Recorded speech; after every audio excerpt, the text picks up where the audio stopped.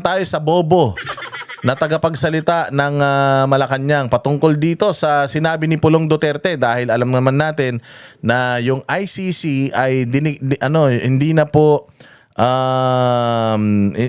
inapprove yung release ni Pangulong Duterte sa sa The Hague, yung kanyang interim release. So nagtanong at nagbigay si Pulong Duterte ng statement. Ang statement na ibinigay ni Pulong Duterte ganito: "To those who kidnapped my father, rest assured na you will pay for what you have done." Pay like how? Oo. Na uusigin kayo ng batas. Alam nyo for a fact na yung ginawa ninyo ang greatest na tatraidor sa lahi ng mga Pilipino. Mas traidor pa kayo sa mga makapili.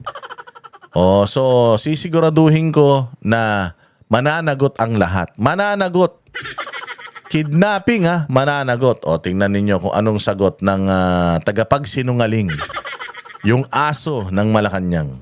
May we have Malacanang statement about the decision of the International Criminal Court to reject the appeal of former President Rodrigo Duterte for an interim release. ICC has cited the statement of Vice President Sara Duterte. I think it was about the plan to break FPRRD from the detention cell. Your thoughts on that, ma'am? Unang-una po, uulitin po natin na ang pamahalaang Marcos Jr. ay hindi po kasama sa kasong kinakaharap po ngayon ni dating Pangulong Duterte. So kung ano po ang naging desisyon ng ICC. Ang ganda ng sagot niya dito. Wala po kaming kinalaman kung ano po ang desisyon ng ICC. It's their decision. Hindi kami dapat nagsasalita doon because I am not a spokesperson of ICC. So ang position po ng Malacanang dyan is just wait kung ano yung magiging decision dyan, and wala talaga tayong masasabi dyan. Maganda yung una niyang sagot Hayaan na lang po natin ang mga abogado nila at ang mga parties dyan na sila pong gumawa ng aksyon. Pero despite po the considerations cited by the ICC, may mga inilabas pa rin po na statement. For example, si Congressman Pulong saying na it is a political theater to all kidnappers of my father. I will make sure that you will pay for this crime that you have committed. Maganda yung sinabi ni Pulong. To the kidnappers of my father, rest assured you will pay for the crime that you have committed. Ano ang dapat sagot doon? Anong dapat sagot? Sasagot ako mamaya, pero anong sagot ng Malacanang?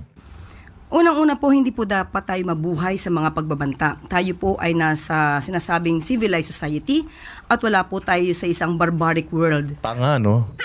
So dito sa sinabi, wala po tayo sa barbaric world, hindi po tayo dapat natatakot sa mga ganitong banta.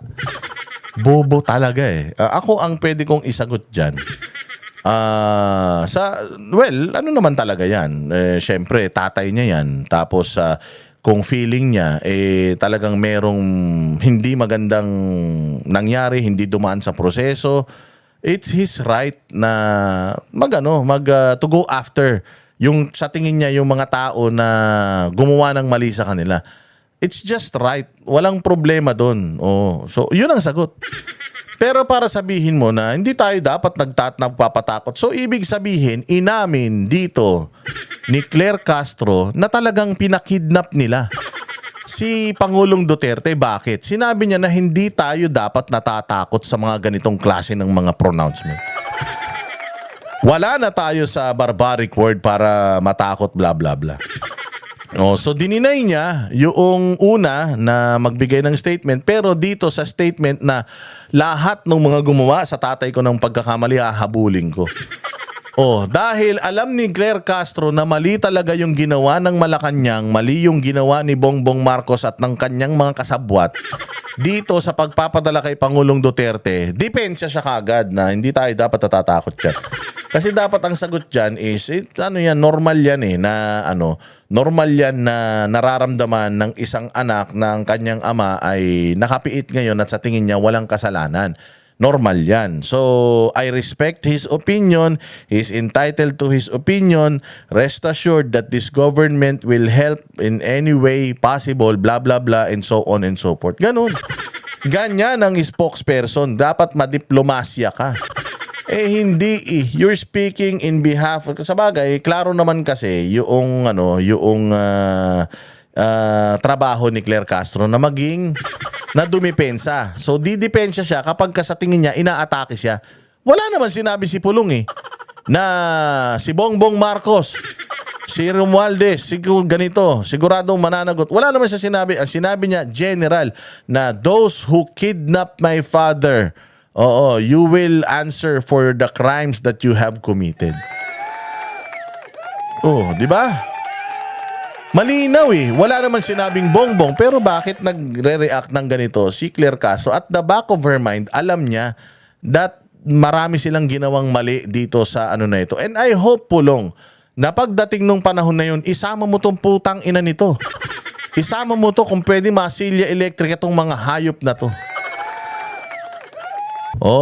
Treason. Dapat talaga ang kaso ng mga yan, no bail. Treason talaga dahil pagtatraidor yan sa bayang Pilipinas So sana masamahan ito, Tulong, wag mong pakawalan ito Pero dito clearly sa pagkakabanggit ni Claire dito, inamin niya na talagang pinakidnap nila si Pangulong Duterte at hindi daw sila natatakot.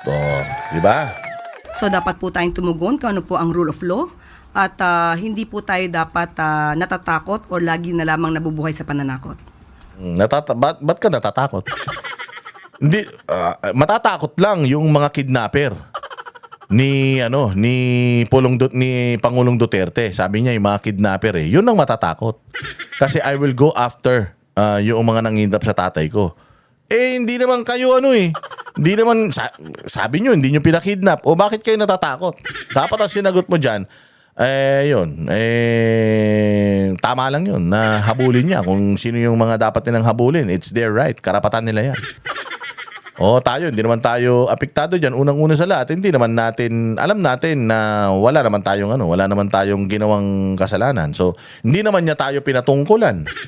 Hindi naman niya pinatungkulan ng palasyo. Si Bongbong, yung asawa, hindi naman niya pinatungkulan. So, I don't think I need to react on that. Wala ako. Magre-react ako kung sinabi niya na sa mga nasa Malacanang, humanda kayo. Hindi naman. General naman sa mga nagkidnap sa tatay ko.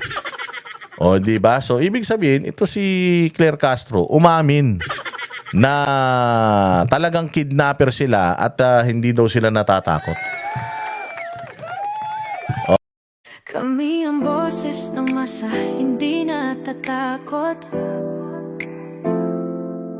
Katotohanan lang, di kami nalulunod.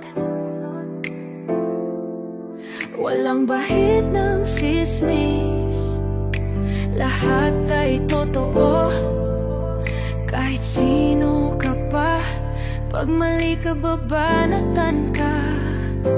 Walang pinipili kulay, wala kaming kinikilingan.